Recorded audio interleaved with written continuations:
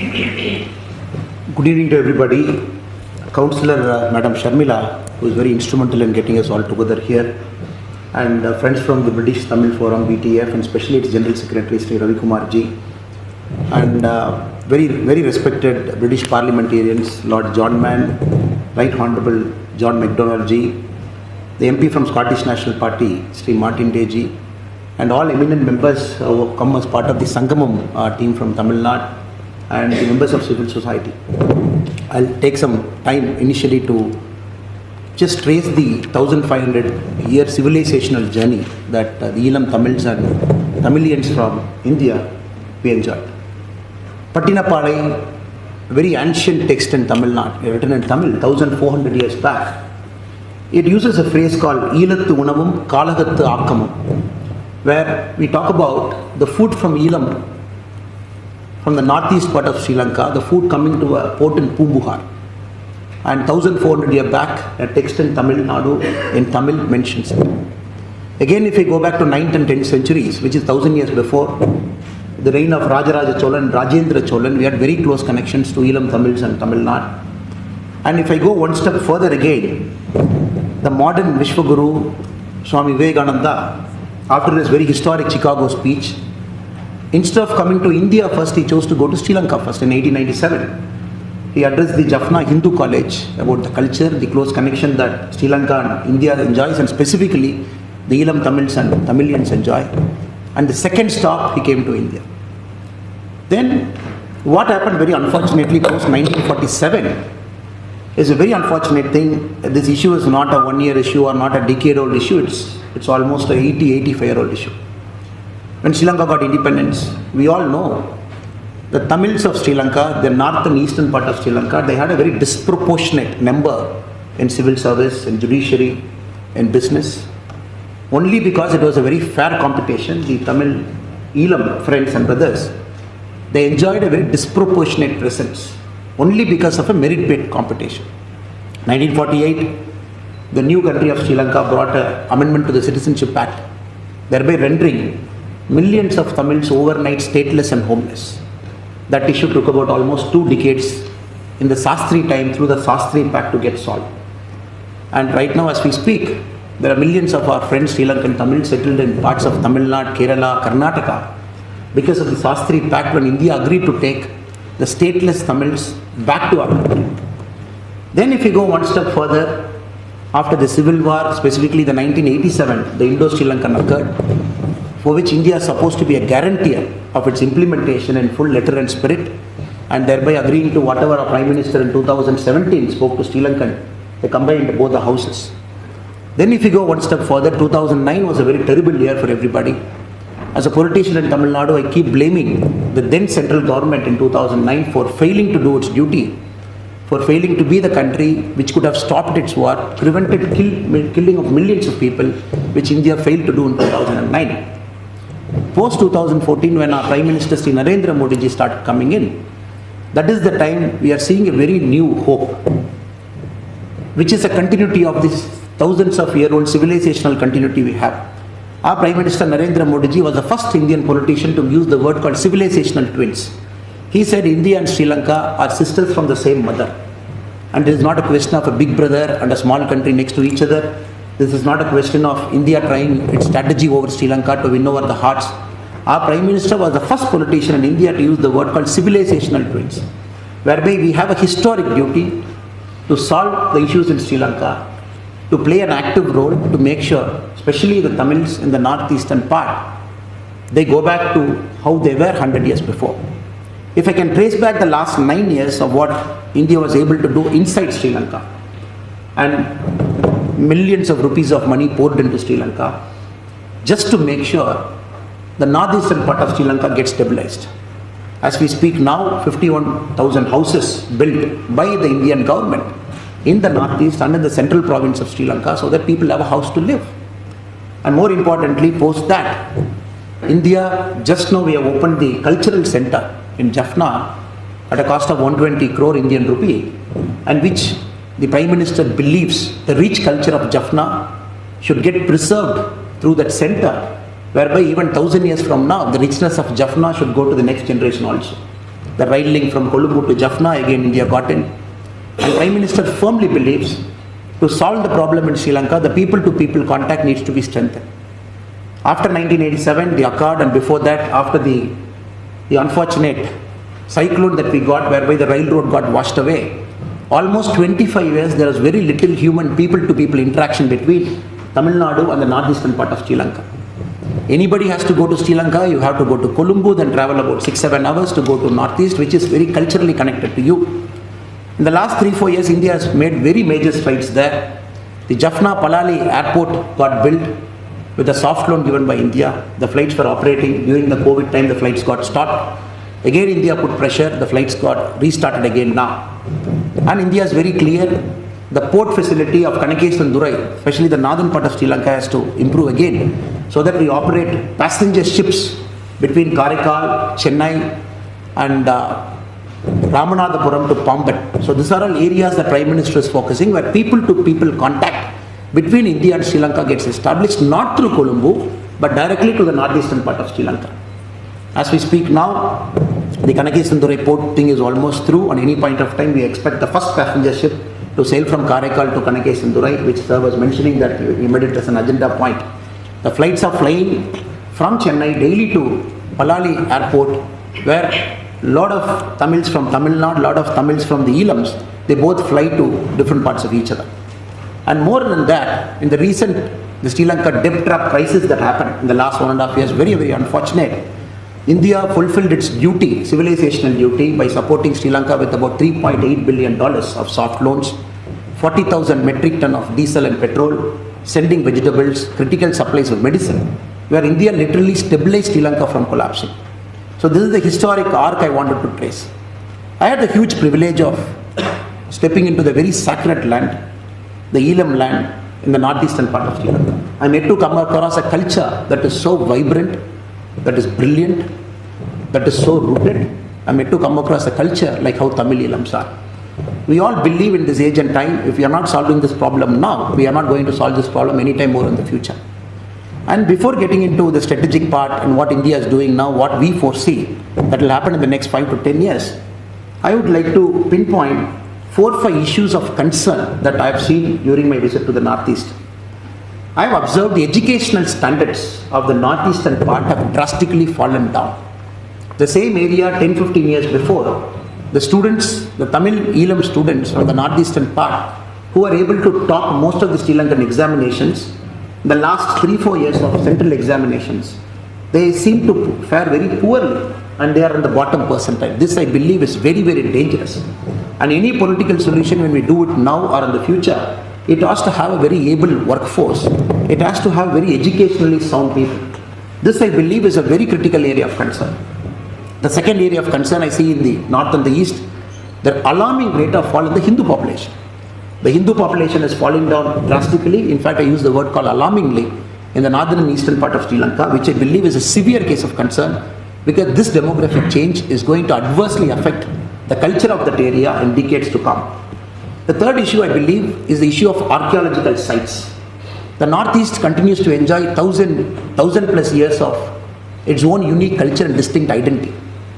Of late we see the Buddhist archaeological sites cropping in, whereby there is a cause of tension between the Elam Tamils and the Buddhists there because of the archaeological issues that I believe needs to be sorted out for any lasting peace to come there and solution to be permanent in the coming decade or so. Fourth one, I would have seen the Sri Lankan army occupying agricultural lands in the northeastern part of Sri Lanka, and which are very fertile lands, and a lot of army camps and everything being established there. And the fifth issue, I have seen the lack of unity among the Tamil political parties in both in the northern and the eastern part, where you individually interact with the Tamil political leaders. Everybody seems to have their own solution, but they don't seem to have a combined solution where they can sit at the table. We can talk everywhere across the country, across the world, but to have a lasting solution, it is very important the Tamil parties of the Northeast, they come to a common platform. We also had the opportunity to take it to the Sri Lankan side during our visit to the Jaffna, including to the Sri Lankan Prime Minister as well, about the issues of the falling educational standards, the issues of the changing demographic nature, the falling of Hindu population there, and more importantly, the archaeological issues. I am very happy recently Just about a fortnight back, the Sri Lankan government has appointed a new governor to the eastern province who happens to be a Tamil. From the Malayaga part of Sri Lanka, from the central province, Mr. Sendil Tondaiman, who happens to be a governor. I believe with this appointment, many of the pressing issues, including the archaeological problem, will come to a solution is our belief. And more than that, India is also getting into the cultural side in the northeastern part. The temple Tirukethiswaram, which is 1400 years old, which is sung in the very ancient Tamil epic called Devaram, which we, India, helped to renovate it. The Kumbhabhishekam is done. That is also sending a lot of Tamils from Tamil Nadu to go to Tirukethiswaram. We believe in the coming years, strengthening of people-to-people contact is going to put pressure on the local politicians to find a lasting solution. I'm sure the British parliamentarians, the honourable members will understand. Sri Lankan constitution is a very unique constitution. Out of the 225 MPs in the Sri Lankan constitution, 196 are elected directly by the public. And the rest 29 are elected from the national list. Meaning, a powerful politician in Sri Lanka can get defeated in an election.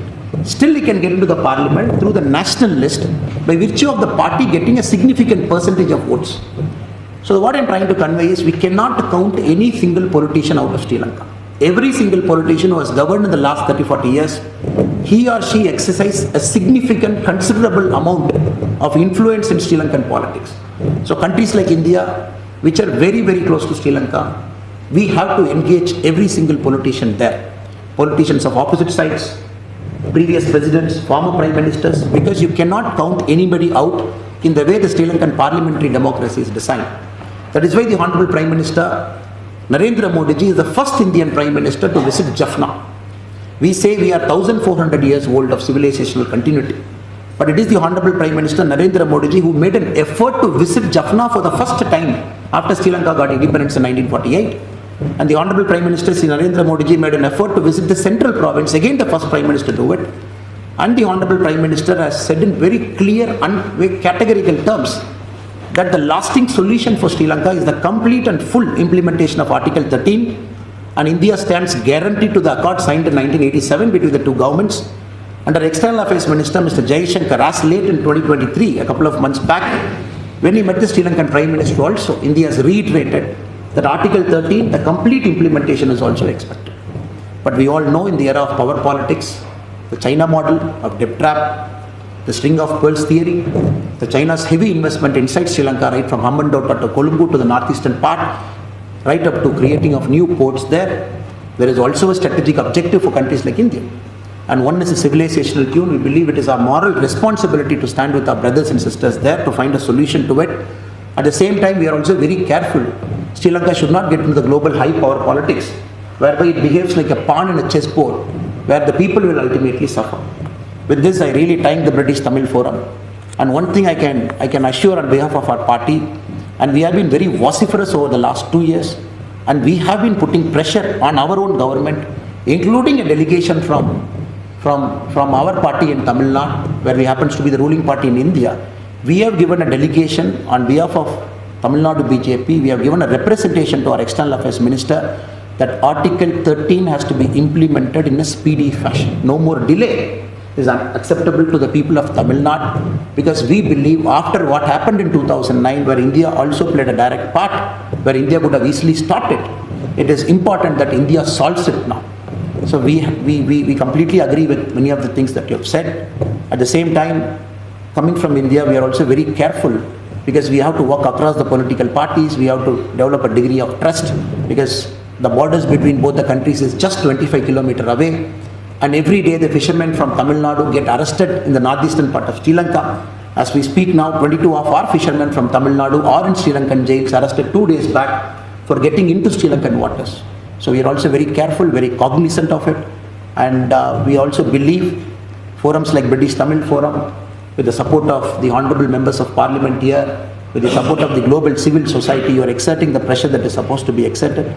But we are very confident. We stand with you. We also need a solution. We want them to live in peace. We don't want this great culture to get disintegrated. With the falling levels of educational standard is an alarming cause. When you find a solution 5 years from now, we should have people there. We should have quality of people there. We should have good quality of educated people there to build back the economy, which we believe right now is not happening.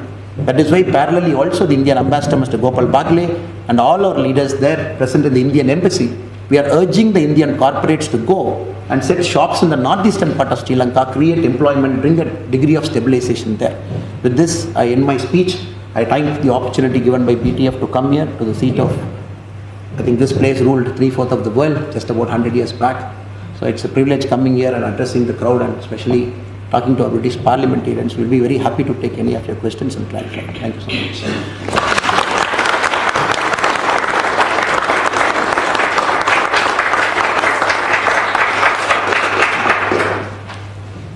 Thank you very much. We'll now go to questions and answers. If anyone has any questions, please feel free to raise your hands and we'll go around the room.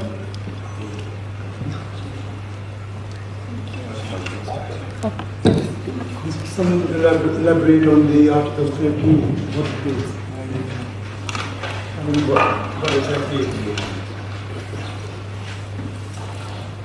You want to say, sir, or you want me to answer? Article 13, that your number is mentioned. What exactly is it? Just wanted to... The Article 13, the original constitution of Sri Lanka, which came into force after it got independence in 1948. It was there for a long time. The constitution of Sri Lanka was also governing the methodology of citizenship, which was amended in 1948, whereby millions of Tamils, they were made stateless and homeless. So 1987, at the peak of civil war that was happening, where a lot of people are getting killed, from the Indian side, our Prime Minister Rajiv Gandhi ji, and from the Sri Lankan side, the Sri Lankan President, they signed the Indo-Sri Lankan Accord in the year 1987, whereby a very crucial amendment called Article 13 amendment came into the original Sri Lankan constitution. So what does it say? It talks about very specifically the northern and the eastern parts. It talks about a federal democratic government. It talks about the powers being distributed at the federal levels, including police, including revenue, including powers of land. It also talks about a combined administrative unit of North and East and a possible referendum. So, in the amended Article 13, India stands as a guarantee for the implementation of Article 13, 1987, the amendment that came. So what happened post that is unfortunate. So we are about 38 years now after 1987, so which was not fully implemented. Elections happened later. The chief ministers got elected to the respective, the northern part and the eastern part. But the powers of finance, the powers of land, the powers of police were not given from the central government to the provincial areas. Thereby, in letter and spirit, this was not fully implemented. So what India is asking now, especially our Prime Minister Narendra Modi ji, very vociferously over the last 3-4 years, is that India is expecting Sri Lanka to implement Article 13 at the earliest in its letter and spirit, so that there is a proper devolution of power and a federal polity in a democracy is possible. Thank you. That's very enlightening, and I think that's very important from your strategy, create a strategy for this. Can I add a few words to Sri Annamala words?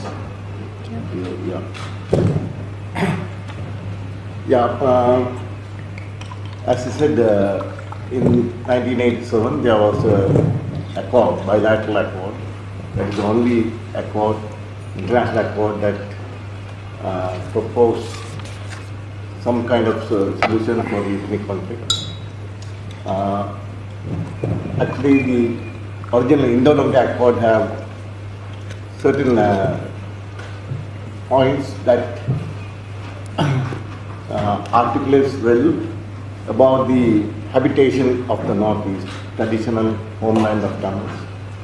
Then again, it gives importance of the need for the resettlement of Tamils who fled from the region.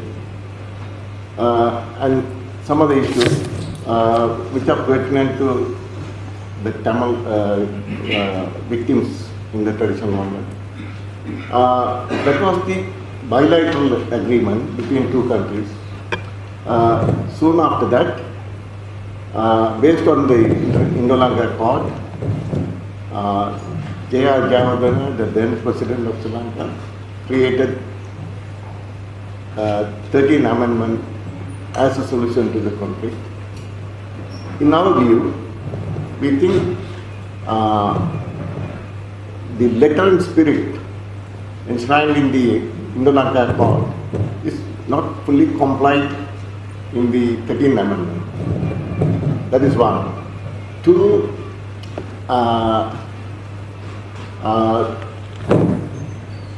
the time changes.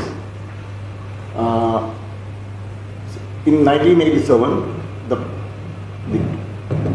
influence of globalization is very less.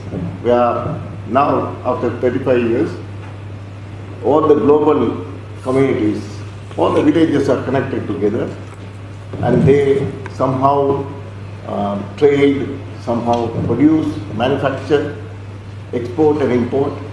So that requires powers for the local bodies, such as northern, eastern provinces, to develop their region by directly connecting to institutions controlling this financial and other matters.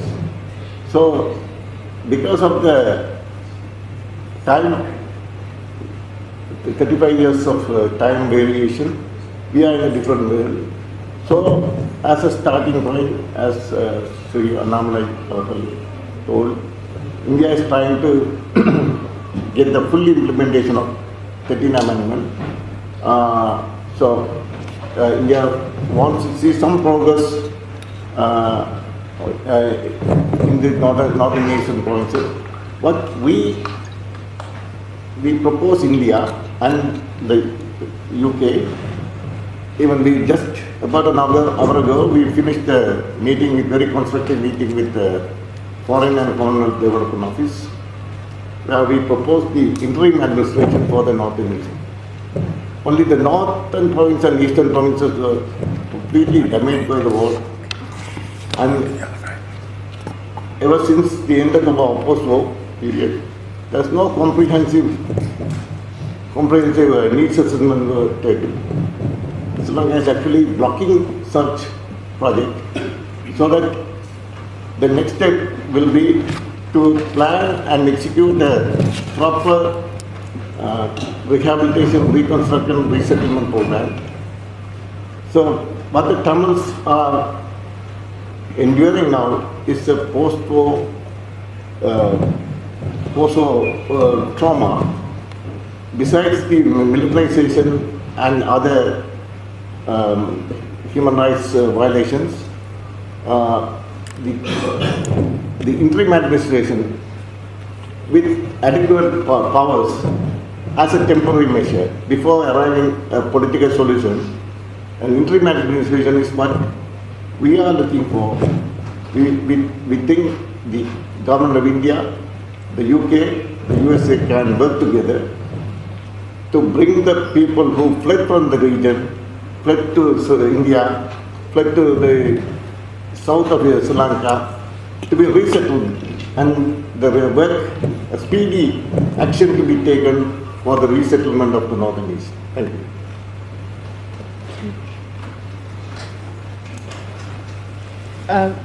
Yeah, one question.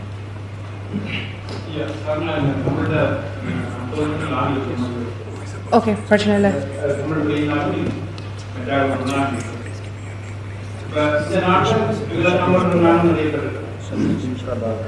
நானும் அகதிகளாக நாட்டு கொண்டு நாங்கள் இந்த நாட்டில் அகதியத்தை ஏற்கப்பட்டது, எல்லா உரிமைகளும் தரப்பட்டது. இன்றைக்கு உதாரணத்துக்கு தமிழாகும் அதில் அப்பா இந்த நாட்டில் அதை ஏற்கனவே, ஆனால் அவர் இந்த நாட்டில் எல்லா உரிமைகளுக்கு அவர் சொல்றாரு. ஆனால் இந்தியாவில் எவ்வளவு மக்கள் அகதிகளாக அவைகளுக்கு இந்திய அரசாங்கம் எந்த உரிமையும் அவர்களுக்கு உயர்கல்வி கூட மறக்கப்பட்டது. அவர்களுக்கு அடிப்படையான எந்த உரிமைகளும் வழங்கப்படுகிறது. இது சம்பந்தமாக பாரதிய ஜனதா கட்சி அல்லது இந்திய அரசாங்கம் என்ன முடிவெடுக்கும் அல்லது அவர்கள் அந்த உரிமையை கொடுத்தீங்களா? Thank you. I'll translate. So the question was that most of the Tamil people in this room have come to the UK as refugees. So the question was, unfortunately in India, Tamil refugees that have gone, they haven't been given any refugee status and they don't have the rights. So if you would want to comment on that question. In Tamil or in English? It's up to you. In English is fine. We would understand after 1948, when the amendment to the constitution came about, when millions of Tamils were rendered homeless and stateless there. India during the 1960s, during the Shastriji's time, agreed to take back Sri Lankan Tamils back into our country with a set of guarantees. So accordingly, the first set of Sri Lankan Tamils who came in were accommodated in parts of Gudalur in Tamil Nadu, Wayanad in Kerala, and Sulya in Karnataka. Special corporations were created for that, including agencies like Tanti, by which especially the Malayalam Tamils who came in because of that pact, they were given employment opportunities, given houses, so that they get integrated into the Indian society completely. Now the gentleman is asking about the second part, where thousands of Sri Lankan Tamils, mostly from the northeastern side, who entered into our country to flee from the civil war that is happening, so technically illegally, just to save themselves, save their families from the civil war that was on in the northeastern part. Now all the people who have entered India were housed in camps in different parts of Tamil Nadu, including Tiruchi, Kallakurichi, Mantapam, Ramanathapuram.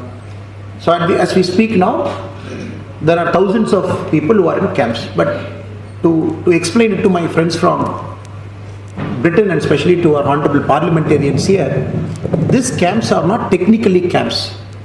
These camps are temporary housing arrangements where they stay, they are allowed to go out, stay outside for a night, come back. Their children can go to schools and universities across Tamil Nadu and study, even get jobs and work. But the only thing they don't get till now is the Indian citizenship. Now his question is of two parts. What about gentlemen in the camps? The government of Tamil Nadu pays them a certain honorarium every month in the camp where they are staying. Now the second part, what about citizenship to them? We know the citizenship of India, the act is very complex act. The first major amendment we have done for a historical reason was recently after Modi ji has come to power, especially for the minority communities in Pakistan, minority communities outside our country, the three Muslim nations, where minority communities inside those three Muslim nations, where they were religiously persecuted, including Hindus. So the Citizenship Amendment Act recently that India has amended gives citizenship to those communities. Now, on record, the BJP Tamil Nadu, we are requesting the Indian government that our Tamil brothers and sisters who are housed in the camps also should be considered for citizenship. On record, BJP Tamil Nadu's demand, and the Tamil society's demand, and the Tamil political party's demand. I am very sure in the coming time the government of India is going to take a very reasonable call on that, because the Citizenship Amendment Act that happened now is for a demand that was 30-40 years old. Now the second Amendment Act that has to happen has to incorporate the Sri Lankan Tamils who are already into Tamil Nadu. Here we have to be extremely considerate for the children who are born in the camps. Thousands of children were born in the camps. They were all born on Sri Lankan soil. After their father and mother had fled the civil strife there, after entering and settling into Tamil Nadu, they were born here. They are big adults now, individuals now. So that is one category. The other category came in technically illegally, that is the other category. So each needs to be handled very differently, but overall, our position as Tamil citizens, Tamil civil society members, that our country has to take this into account in a very humane manner and give citizenship to the brothers and sisters who are also in the camps. So they are taken care well, educational standards is very good, they go out of camps, any small concerns, whatever they have brought it to our attention, including a driving license issue they were not able to get, which we solved it now. The only last remaining problem is the citizenship status, which I believe will also get solved in the future. Can you translate?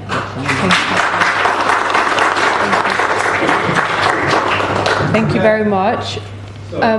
Unfortunately, we've got a time constraint because we have to kind of conclude. I'm happy to speak to you after and translate, Uncle, if that's possible. Just because of time, we're going to have to move on. We have one last speaker with us. It's Satish Prabhakaran from Sangam. So I would now like to welcome you to speak. Thank you. Thank you. Hello everyone. Vanakkam. I'm Satish Prabhakaran from Sangamam UK. Just out of context from this topic, we just wanted to introduce Sangamam UK as well as an organization who are working with the Tamils here and probably will in future work with everyone here, all the Tamil community together. So with that vision in mind, I'll quickly, briefly take just a couple of minutes to explain about what Sangamam UK is about. Sangamam UK was founded with like-minded individuals as a part of HSS UK. This is with a mind of a platform for Tamil community who originated from different countries, predominantly from India, Sri Lanka, Malaysia, Singapore, those areas across the nation, to learn, preserve, follow our rich traditional Tamil culture and values. What we do, our ethos and values are of three pillars: to promote, preserve and inculcate our culture, rich traditional Tamil culture with us as well as to our next generation. And the next one is Seva, which is like service. I'll touch upon how we do it, and then our Dharma. We've been, from the time we founded, we've been doing various activities. I'll just briefly touch upon a few, just to give a glimpse, and then probably we'll do furthermore as a bigger community together. We have been regularly doing something called Akanda Tamil Ulagam, which is like Global Tamil Conference. Physically we used to do before COVID, and then during COVID we did across the globe virtually, spread across 2 days at different time zones to adjust the time, where we had eminent speakers from Sri Lanka, India, and then US, everywhere, to come and speak about our Tamil culture. How do we promote? We had debates, discussions, and then there have been actions that's been taken to take it up. The next big one, which currently is happening in India, is like this whole year, India is celebrating 100th year of Harivarasanam. For those who don't know, Harivarasanam is a very important prayer for Bhagavan Ayyappa, who's in South India in Kerala. So that to celebrate the 100th anniversary of writing that poem, this whole Harivarasanam has been celebrated. Eminent guest speakers and singers across the globe. We brought in eminent speakers speakers and singers from India last December. We did it across different places in UK, Harrow Ayyappa Temple, Birmingham and other places, which again is to promote our culture and dharma there. The third one is we regularly do our annual camp, where we try to showcase our traditional cultures and values to our next generation and to the people who are not aware of it. Last year what we did is we brought in some traditional unknown games, actually the sports which we play literally in India, which we used to play in India also in certain places in Tamil Nadu. It's gone now, but we try to bring that here and showcase in the soil. Many of us have, many of the comments we have received is, oh, this is very good, we have seen it for the first time, including the Tamil people. So that's something we do. Other small things which we do regularly is to inculcate the Tamil learning attitude with our kids, like Tiruthural reciting and Bechpoti. We also do International Women's Day regularly, again bringing in eminent speakers from India. The other thing which we did a couple of years back is to bring in the awareness about census. So census 2021 was very important. From the statistics we found, ONS statistics we found, especially the South Asians in our community, people don't take interest in taking the census. But we took an effort to bring all the like-minded Tamil organizations together. We hosted a meeting with them, explained them the importance of census. We brought one representative from ONS itself to explain why we do have census, what benefits you will get. So that was again, I believe, received very well. Other than that, we do, as I said, Seva activities, which is like service-based activities. We do fundraising to support the people in India. Like we work with Vanavasi Seva schools, where the school teachers we teach English from here. Other than that, we also raise funds for Arogya Bharati, which takes care of underprivileged people in Tamil Nadu again. Again, as I said, we have more activities in to do with a bigger this one roadmap. We would like to work together with all the communities together. Just using this opportunity to thank everyone and then join us. Together we can achieve more. Thank you. Thank you very much.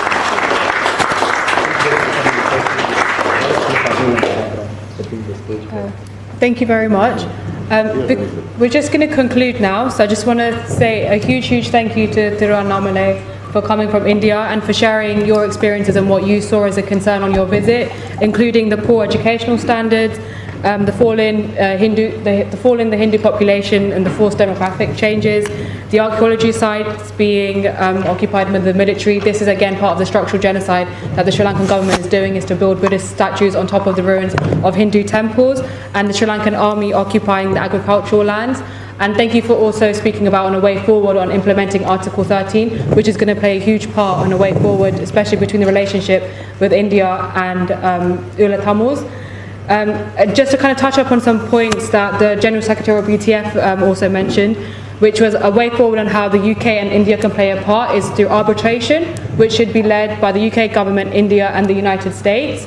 We should also be sanctioning perpetrators, and we will continue to call on the UK government until they do this, is to sanction Sri Lankan perpetrators who have been identified by the UNOISL report, to follow suit of the United States and Canada to do this, and for an international tribunal mechanism to be set up, whether that through be the ICC or a special ad hoc tribunal that's being set up, because in order for Tamils to get justice for the atrocity crimes, for the genocide, it has to happen through an international criminal court where the crimes have been recognised on an international stage and historical impunity is ended in Sri Lanka. And I hope that India is also able to continue with its connectivity projects by land, air and sea. And yeah, so thank you very much again just for being here today, and thank you all for all joining us.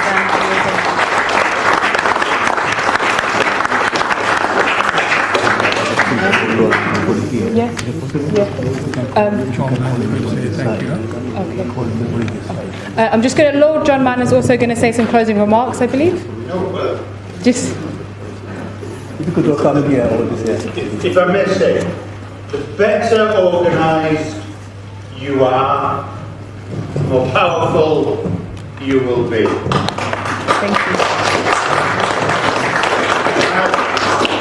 You have a message of both solidarity and friendship and vision coming from India, and this should be grasped and developed into a strategy both in this country and beyond, because the time for developing that strategy is absolutely now, and the opportunities are always there.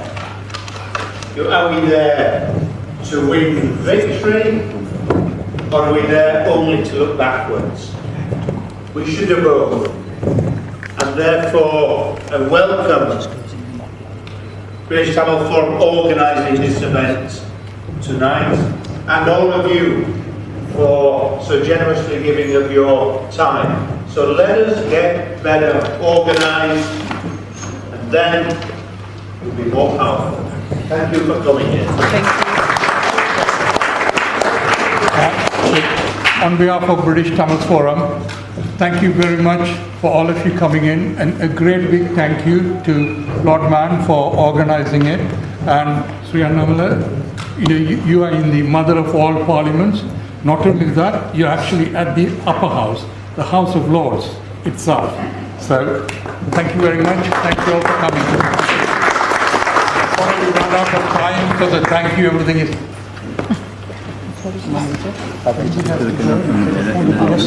If you, we're going to take a group picture. If you guys would like to stay, we're going to take it facing this way. So if you all don't mind standing up, and we'll take it this way. Yeah.